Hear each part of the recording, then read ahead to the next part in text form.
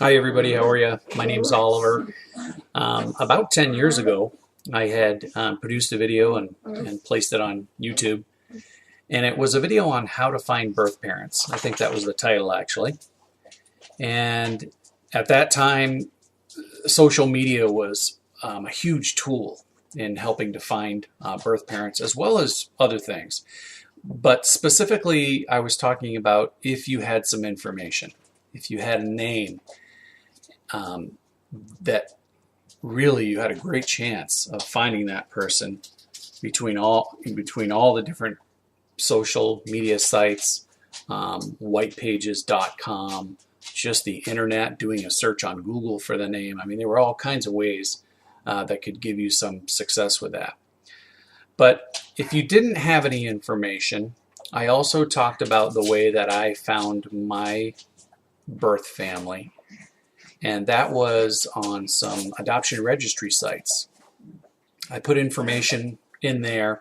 They still exist, but I put information in there that would help identify me to someone else that was looking. So in other words, I put, my birth date, the city I was born in, the hospital, my race, anything that would help someone else if they saw the information to say, hey, that could be a connection.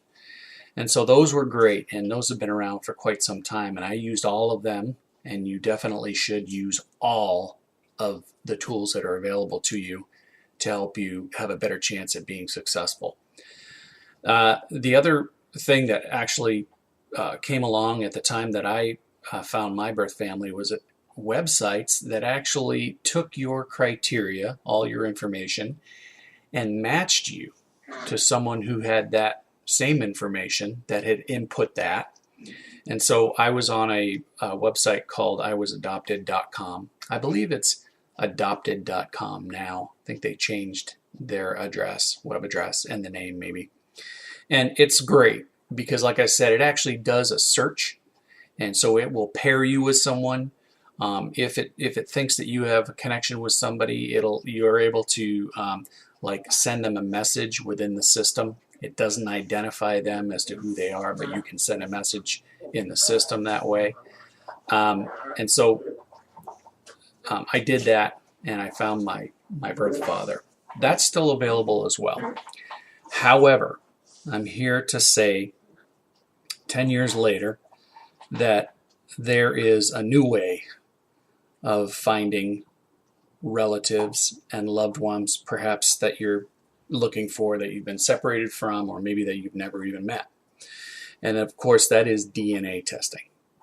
The beautiful part about that is you don't need any information. You don't even need to know when you were born, what city you were born in. You may be confused as to what race you are. Maybe you're several different races, combination. So you don't need any of that. It's beautiful. I did my test through Ancestry.com. At the time, I think it was on sale for $69, and it took, I think, 6 to 8 weeks or something like that to get the results back. So I had to be patient once I did take it. And those are still available today. And there's 23andMe, I want to say, is another one. That may not be accurate, but I think that's the name of it. There are several out there. Take the test. If you don't have the money to spend on it right now, save up your money for a little bit. Spend the $100 or the $70 to do that test, because relatives are going to show up on that test. They may not be exactly who you're looking for, but it's relatives who could help you to identify maybe who it is you're looking for. Or if you're fortunate, maybe a sibling will show up on there, maybe a parent, the person that you're looking for. So a little update 10 years later. Use DNA testing. It is accurate, and you don't need any information. It's pretty amazing for people who have been waiting a long time to find ones that they're looking for. So if you have any questions, please feel free to comment, and appreciate your time. Thanks.